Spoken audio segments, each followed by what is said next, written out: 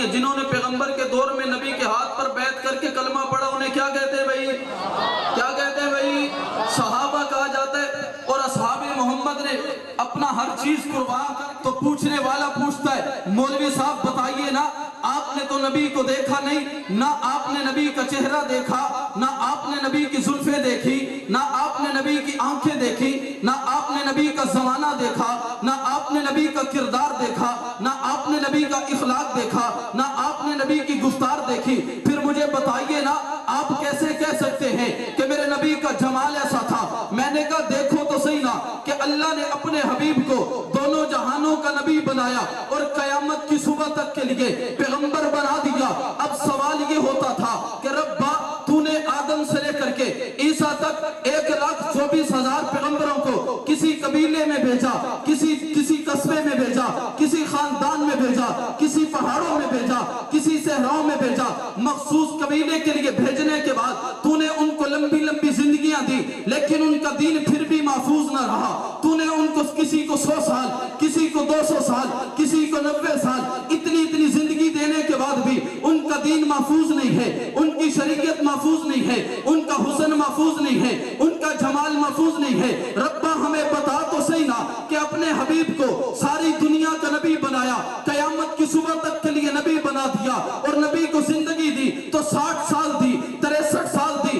اتنی کم زندگی میں آقا کا جمال مشرق اور مغرب میں کیسے پہنچے گا؟ آقا کا حسن مشرق اور مغرب میں کیسے جائے گا؟ آقا کی نبوت مشرق اور مغرب میں کیسے جائے گی؟ آقا کی نبوت صحراؤں میں کیسے جائے گی؟ دریاؤں میں کیسے جائے گی؟ تو رب نے کہا ہوگا، پریشان ہونے کی بات نہیں ہے۔ وَالَّذِينَ مَعَهُ أَشِدَّاءُ عَلَى الْكُفَّارِ رُحَمَاءُ بَيْنَهُمْ تَرَاهُمْ رُكَّعًا سُجَّدًا يَبْتَغُونَ فَضْلًا مِنَ اللَّهِ وَرِضْوَانًا کہ میں نے اپنے حبیب کو بنا دیا ہے۔ اب مصطفیٰ کو بنانے کے بعد میں نے اس کے ساتھ جس جماعت کو پیدا کر دیا، دنیا دیکھے گی، چشم فلک وہ منظر بھی دیکھے گا کہ اس جماعت نے ہر طرح کی قربانی دے کر کے میرے محبوب کے دیدار کو دنیا کی کونے کونے تک پہنچانا ہے۔ اس جماعت نے ہر طرح کی قربانی دینے کے بعد آقا کی نبوت کو مشرق اور مغرب تک پہنچانا ہے، شمال اور جنوب تک پہنچانا ہے۔ پھر چشم فلک نے وہ منظر بھی دیکھا کہ آقا کی دامن میں آنے والے جو بھی آتا گیا، وہ کسی قبیلے سے ہو، وہ کسی خاندان سے ہو، وہ کسی گھرانے سے ہو، اس نے نبی کے جمال کو دیکھا، نبی کے جلال کو دیکھا، اور دیکھنے کے بعد وہیں پر نہیں ٹھہرے بلکہ تپتی ریتوں پر لیٹ گئے، نبی کی نبوت کی گواہی دی، سولیوں پر چڑھ گئے، نبی کی نبوت کی گواہی دی، نیزوں پہ سر دے دیے، نبی کی نبوت کی گواہی دی۔ وہ سیدنا صدیق اکبر کہ جو نبی کا اتنا وفادار، اتنا پیارا تھا کہ جس نے ہر طرح کا ظلم پیغمبر کے لیے برداشت کیا، ہر طرح کا ستم پیغمبر کے لیے برداشت کیا۔ مکہ کی گلیوں میں سیدنا صدیق اکبر کو کفار نے لٹا کر کے مارنا شروع کیا اور مارتے چلے گئے، اتنا مارا کہ روایات میں آتا ہے صدیق اکبر بے ہوش ہو کر کے زمین پر گر گئے، قبیلے والے اٹھا کر کے ابو بکر کو گھر لے گئے۔ جب گھر لے جایا گیا کئی گھنٹوں کے بعد ابو بکر کو ہوش آتا ہے،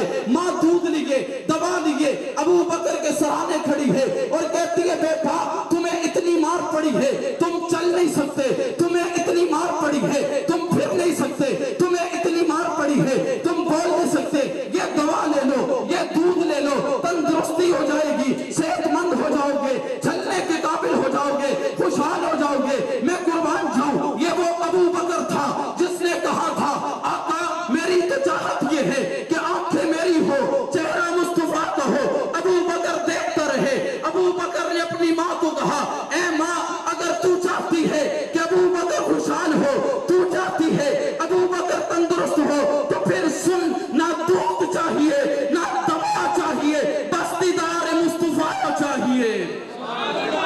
کیا چاہیے؟ انہوں نے ہر طرح کا ظلم برداشت کیا، ہر طرح کا ستم برداشت کیا، لیکن پیغمبر کا دامن چھوڑا۔ بولے آخر تک سارے بولے، پیغمبر کا دامن چھوڑا، پیغمبر کے حسن کو چھوڑا، پیغمبر کی نبوت کو چھوڑا، اور ہر طرح کا ظلم برداشت کر کے آج 1400 سال تک جو میرے نبی کا دین محفوظ ہے۔ یہ پیغمبر کی اہل بیت اور پیغمبر کے صحابہ ان کی جھوٹیوں کا صدقہ ہے کہ آج بھی پیغمبر کا دین محفوظ ہے، آج بھی پیغمبر کی شریعت محفوظ ہے، آج بھی پیغمبر کا جمال محفوظ ہے۔ تو میرے دوستو آئیے یہ عزم بھی کیجئے، یہ ارادہ بھی کیجئے کہ جب تک ہم زندہ ہیں ذکر مصطفیٰ بھی کریں گے، ذکر اہل بیت بھی کریں گے، ذکر صحابہ بھی کریں گے، اور ہر گلی ہر